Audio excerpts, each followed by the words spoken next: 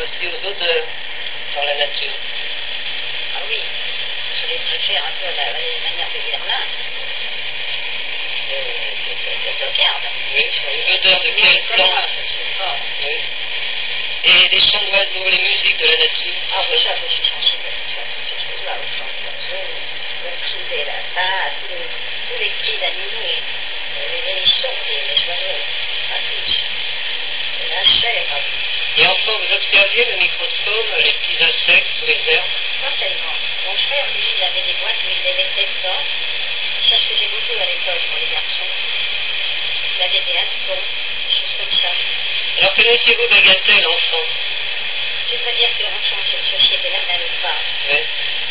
C'était certainement fermé, comme aujourd'hui, oui, bien sûr, mais je n'allais pas là avec ma mère. Nous faisions le tour, les affaires pleines de Bagatelle.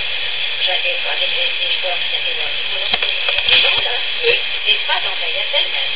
Et alors il y avait les marchands de plaisir, là? Il y avait des jeunes gens généralement qui avaient une boîte de plaisir un cylindre rouge, c'est joli, fibré, Oui.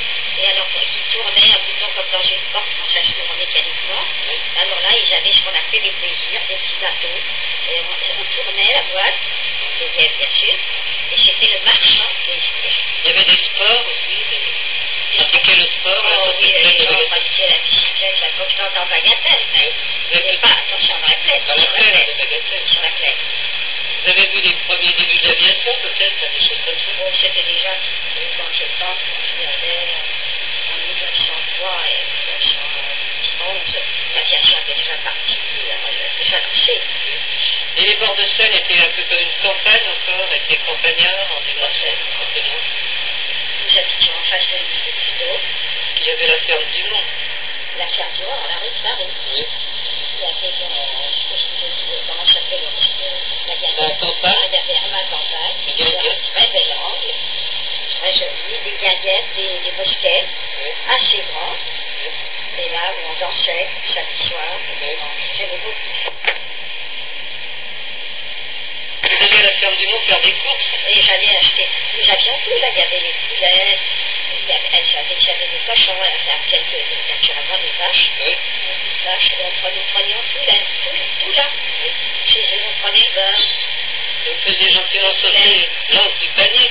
Ah oui, alors je faisais des vieilles carnets, comme ça, quand j'allais le samedi et le dimanche, on dépensait plus ce jour-là, alors je faisais sauter l'anse, ce qu'on appelait à l'époque sauter l'anse du panier.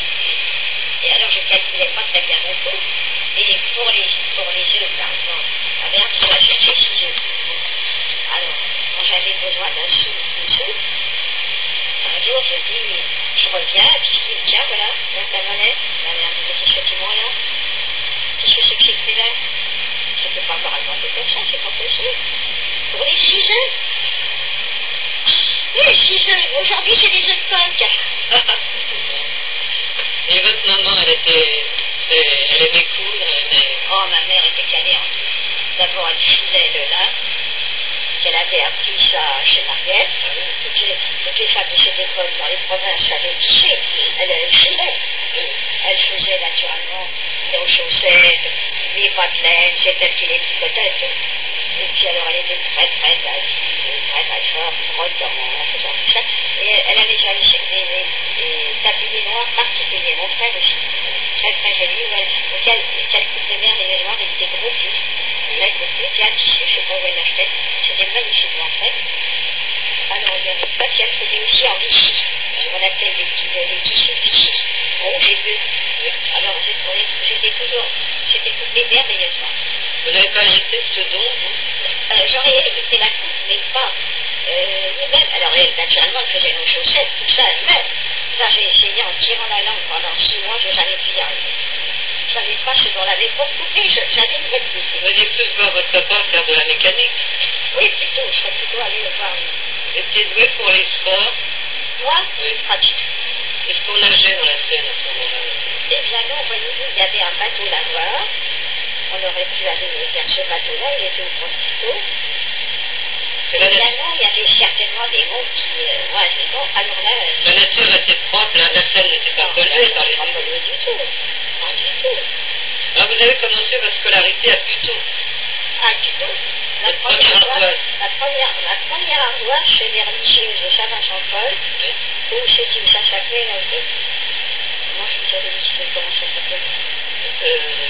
C'était, moi je me souviens plus des cours élémentaires. Ah non, c'est pas possible. C'était comme une crèche. Voilà, l'école maternelle. J'ai commencé l'école maternelle, 4 ans, ou quelque chose comme ça, chez les religieuses de Saint-Vincent-de-Paul, avec leurs grandes coiffes, enfin, les célèbres, le peintre qui les a fait, je ne sais pas, il est célèbre qui a fait leur costume. Et ils avaient l'air de grands oiseaux blancs, sans doute. Et de grands oiseaux avaient l'air, oui, en effet, ils semblaient. Oh, c'est un très grand peintre, c'est Louis XIV qui a fait ça.